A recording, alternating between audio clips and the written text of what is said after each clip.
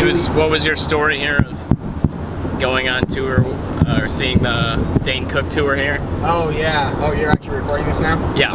Oh yeah. So I just remember being on this freeway. We're in Michigan, by the way, right now on Interstate 96. I remember driving 2008. It was me, the girl I was dating at the time, my sister, and two of my friends from high school. Yeah. We were on this freeway, and we were driving my 1990 Buick Century, a big fucking tank of a car. Yeah. It was like indestructible, basically. And we were going to go see Dane Cook on his Rough Around the Edges tour, which was like one of the best shows I've ever been to. Like, love Dane Cook or hate Dane Cook, like he was like so fucking on point. He made it happen then. Oh my god, he was fantastic. Like Dane, like I think like Dane Cook is still one of my guilty pleasures to this day. Like I know that he's like my taste in comedy have changed, yeah, but I still will definitely like listen to all of Dane Cook's stuff. So here's what's going on, everybody. You probably hear a lot of noise above here, but I'm actually, let me adjust this microphone. We're in Michigan, driving on 96 between Grand Rapids and Lansing. We've been on the road for about 5 hours. This is my buddy Travis Spots. Travis is also a comedian, and my day began at 6 a.m. when I got up and got ready for work. Then I drove to work. I took the train to work, and then I worked all day until 12:30 when Travis picked me up, and now we're driving to Metro Detroit to go to do some stand-up. So like this is how I talk a lot about the hustle, but this is kind of how it works. Is that like you do there's just a lot of activity. I went to bed last night at about 10:30, kind of almost 11 o'clock, because I was up late doing an open mic, getting ready for this show. So we've been on the road now for almost 5 hours, and we still have like another hour and 10 or 15 to go. This is just unique because it's kind of right around my hometown, like where I grew up in Michigan. So maybe I'll either edit this to put in some of that footage, or I'll toss in a second video about it. But we thought we'd give you an update from the road report and maybe a little interview. I met Travis in Manistee, Michigan in 2014, which was probably the worst time in my life. And mine as well. Manistee's a unique town. I actually don't hate it. I like it a lot for different reasons, but there are parts of it that I super don't like, and that it was a very small town, West Michigan, right on the coast. It was the winter. It was the winter time the whole time. Winter had come, and so had the White Walkers. It really was pretty bad. And by White Walkers, he means old people, because the town is full of old people, including my parents. But Travis, why don't you tell all the 200 subscribers on my channel a little bit about you and where they can find more of your stuff. Well, I've been Michigan Comics, started in Grand Rapids, and then been doing it like 4.5 years or something like that now. Yeah. And I've been all over Michigan living-wise, so I don't really have like a hometown per se. But yeah, we lived in Manistee for a while there. You and I did, and then we met because I was hosting a show at a theater there. There's the historic Ramsdale Theater. I was a part of the Civic Theater doing plays and stuff there as well. And how did you start? Why did you decide to start doing stand-up? That's what I'm kind of interested in. So stand-up, well, growing up, I remember like watching like the specials on Comedy Central, and I really fell in love with it. And so then I started when I was like 13 or 14, and I would go to Walmart and I'd buy specials. I got Ellen DeGeneres, I got Daniel Tosh, I got like Cat Williams, Kevin Hart. Like I got like a wide range of different stuff, and I would watch it with my stepdad because my mom is a fucking prude and Christian, and I know not every Christian is like that, but my mom is a special type of Christian, and so she wouldn't watch them with us, and when she did, she would always leave like 15 minutes into it because there'd be some joke she didn't care for. But my stepdad and I loved it. Also, we say the word pussy and it would just drive her nuts. Totally. And then my stepdad and I loved it also when she left on a funny joke because it was just that much more funny that she got mad. So I always thought that, growing up in like a broken home and having a lot of siblings and just being, like a weird kid growing up. Homeschooled kid. Homeschooled That's kid. what he was looking for. Homeschooled kid. Travis actually is a real homeschooled person. From until 8th grade, and then when my parents divorced, then I got thrown into the fire. And Which is the worst time to like go tell a kid to go to school. Like you've been homeschooled the whole time, now go hang out with all these shitty middle schoolers that have had way more experience being shitty with other people. I always like to say there's only 2 reasons you should ever be homeschooled.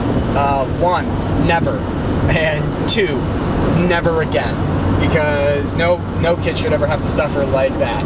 But so I thought that, you know, I enjoyed the stand-up specials that I watched, and so I was like, you know, I think I've got enough stuff from, you know, living my life the way that it's kind of gone. You know, maybe one of these days I'll, you know, try it.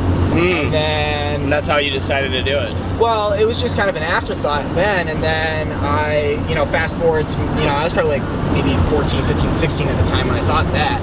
And then you fast forward to when I was 23, almost 24, I want to say, 23, 24, somewhere in there.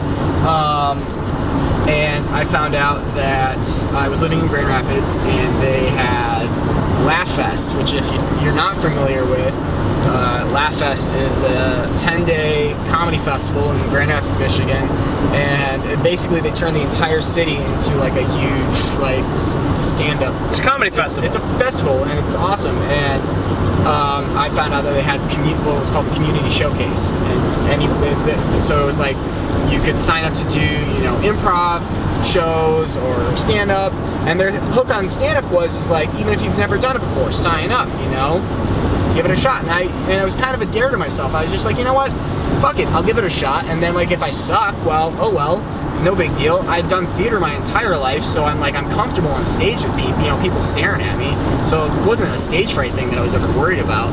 So I was like, you know what, fuck it, I'll do it. And then I signed up for Laugh Fest, I got accepted, and then I went to Dr. Grin's, the comedy club in Grand Rapids, my home club. Yep. And I got put on the 3rd floor side, so I wasn't actually in the club showroom. I was in the other side of. There's like 2. They split it up. There's like a banquet hall. This is an unnecessary level of detail. Yeah, who cares? You asked for people who are in India. You asked for my background story. I'm giving it to you. So I mean, I'm wrapping it up. Yeah, I'm wrapping it up. Shut up. So I didn't ask for the tech specs.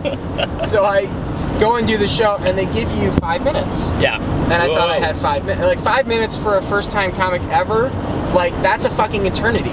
And they were supposed to light me at 4, and they lit me at 5. So I actually ended up doing 6. 6 minutes, yeah. And I got a decent amount of laughs. Like I still have the video. Yeah. And you know, I won't watch it because I feel like if I do, it'll shatter my soul.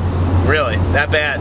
Well, no, I just don't want to, because I've come so far now. I don't necessarily. This was how many years ago? About 4 years ago. 4 years ago now.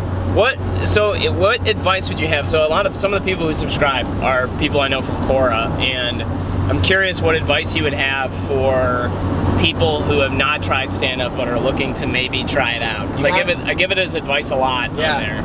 So I would say if you're considering doing stand-up, that's one, awesome, because like, who really picks this life? Yeah, right. But if you even are thinking about giving it a shot, like, give it a shot, because like if you do well, awesome, you'll probably get the laughing bug and you'll continue to try and do it. And if you don't do well, you know, maybe you try again, or maybe you just decide it's not for you. The worst that can happen is you can end up in a car driving to Michigan for very little money. For no money, basically. Yeah. So I would say go for it, and then, you know, always write, and keep your expectations in check, because like if you want. Low is the word you're looking for. Keep your expectations low. Yeah. Well, I wouldn't say low. Just keep it in check, because like, you know, if you want to do it as something, you know, that you could, you know, make money at or something like that, don't expect for it to happen in 6 months. Or ever. Or ever, really. Like, don't expect for it to happen. Nobody's going to hand you anything. Like, and I know it's like a hard thing to hear, but like, you really got to put in the time and you got to put in the work. I didn't start getting paid to do this until 3.5 years in. I barely get paid to do it, and I've been doing it for 15 years. Yeah, so I mean, by paid, I mean like I'm getting paid, you know, $20. Yeah, $20 here and there. Like, it's not, you know, it's Drink not anything tickets. special. Yeah, it's not anything special, but it's super fun to do. Like, and you get to meet really cool people. So I don't know, like, go for it. Like, just don't be surprised if you're not Louis C.K. right off the bat. Or ever. Or ever. Let's I want to take a look and show you this great Michigan scenery here. Woo! This is the countryside And this of fucking our asshole great that state. won't get out of my mouth. He's getting out of my way. Look at this. Here we go. Oh, and here's what we're looking at driving. Well, this has been a very exciting edition of The Madness Continues. I hope to see you guys soon. I hope that you hit the subscribe button, and hopefully we'll make it to Detroit. Take it easy, and we'll see you later.